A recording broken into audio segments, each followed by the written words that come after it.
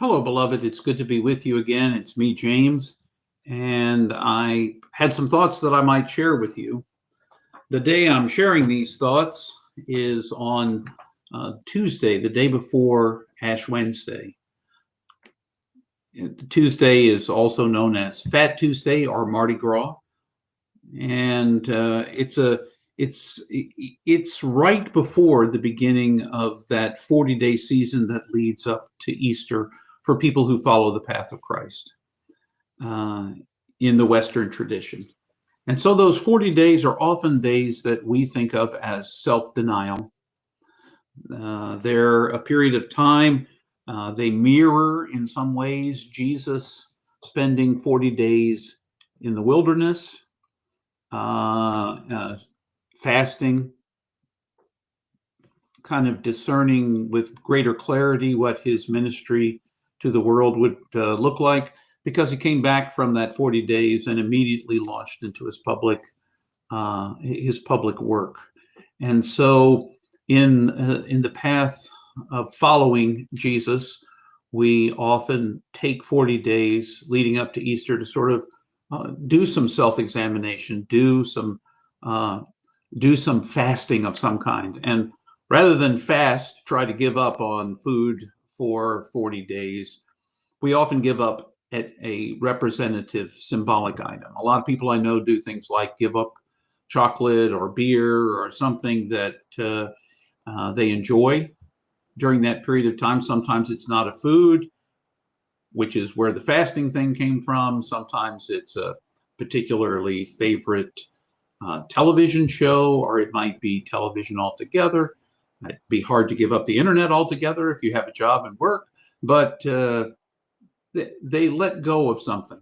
They let go of something. They practice that releasing for those days as a sort of, I think to some folks, it's a sign that of just how devoted they feel that they are to the divine, by letting go of something, by giving it up, by saying, God, you're always more important to me than that chocolate bar or that cupcake or piece of chocolate cake, whatever it may be. It's an opportunity to step back, and each time we crave that thing, to remind ourselves why we're doing this, to figure out, in part, as we give those things up, what are the things in our lives? The self-examination is an opportunity for us to say, what is it in our lives that really matter? Where are the places in my life that I feel God present, especially present when I feel sort of a divine spark strangely warming me up? When I'm having a conversation with a neighbor and we're talking about something that matters to them, and I'm listening to them and encouraging them, and they're encouraging me, and I walk away from that and feel like, wow, somehow God was present in that moment. It's also, as we self-examine, to say to ourselves, where are those moments in our lives? And it's like, that's a moment, when I'm yelling at my neighbor, when I post something mean on social media or whatever it is. That's a moment when I look back and I don't feel so close to God in this particular instance. It's an opportunity to just kind of step back. And self-denial is often a part of it. At least it has been for lots of people I've known. Some people take up a practice during that period of time. Rather than giving something up, denying themselves, or fasting off of that particular thing during the period of time, they commit or set an intention to do something different, to act with greater hospitality or kindness or patience. No matter what it is, this upcoming period of time is sort of a shortened version of what you imagine or hope for might be your whole life. If you can, for 40 days, find a practice. It might be giving something up, releasing something that's unnecessary in your life, or it might be taking something up to test and see how it fits with you. It's an opportunity to explore, what are the kinds of things I can do that might bring greater transformation into my life, that might help me become kinder, more loving, more gentle, that might make me less reactive, and more responsive, so that all the stimuli that come my way don't make me just immediately jump back. This season, we do it once a year in a cyclical fashion because we are a forgetful people. We sometimes forget why we do things. And when things aren't going quite as we expect them to, a little bit too chaotic, uncertain, then we find ourselves lashing out. And this is an opportunity once a year to kind of step back and say, what really matters to me? Who am I really? And if I say that I am a follower of the path of Jesus, how does that show out in my life? Am I really mirroring the kind of life that Jesus lived? None of us do that perfectly, and perfection is really not a good thing to aim for anyway. Do your best and learn to be good at it, to be regular in it.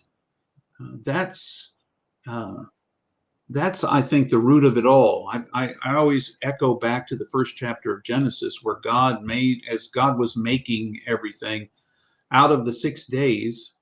At the end of the first 4 times, God looked at the day at its completion and said that was good. And at the end of the 6th day said it was very good.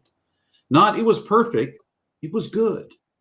So we aim at that goodness, not in order to earn a sense of connection to God or earn God's love, because you already have God's love. I already have God's love. We are already infinitely precious and unconditionally loved by God.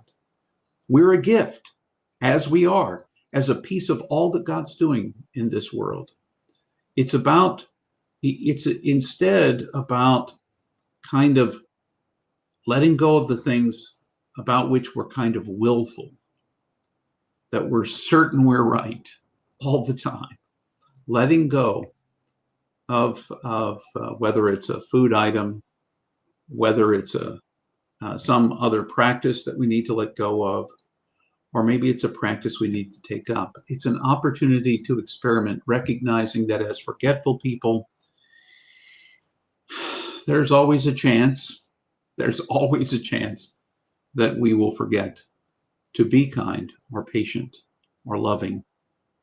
And perhaps if we're more careful to reflect on the moments that we feel closest to God and the moments we feel furthest away from God, we'll have the opportunity then to really be transformed, to be changed in these 40 days.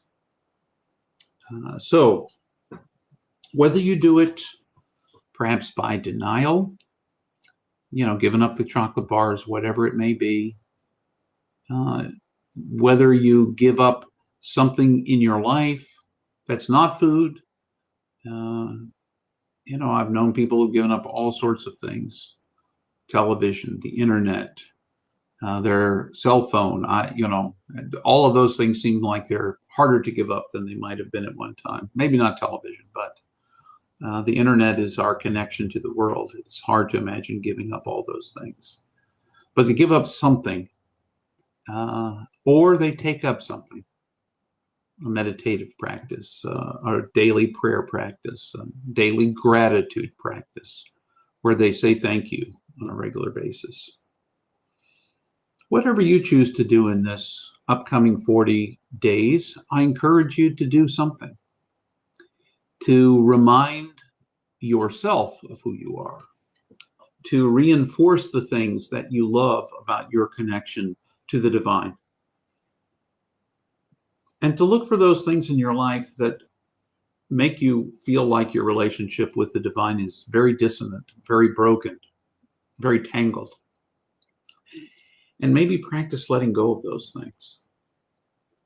If you use this period for maybe self-denial, but certainly for self-reflection, perhaps you'll discover something about yourself that you love and that you love to do and that you recognize as God's gift to the world in, through, and as you. And you could live that out more fully. Just a thought. So I challenge you, or at least invite you, to consider a 40-day period of transformation through self-examination and letting go, and see how it goes. Maybe you will take up something in the midst of that that will become a part of your life in a way you could not have imagined, that might change your perspective on all things. It's worth a try. And if it doesn't work this time around, there's always next year, perhaps, for Lent, or you could try a different 40-day period that works for you. In any case, no matter whether you try it or not, whatever you do in the upcoming days, remember you're infinitely precious and unconditionally loved for the gift you already are. And until the next time, I wish you all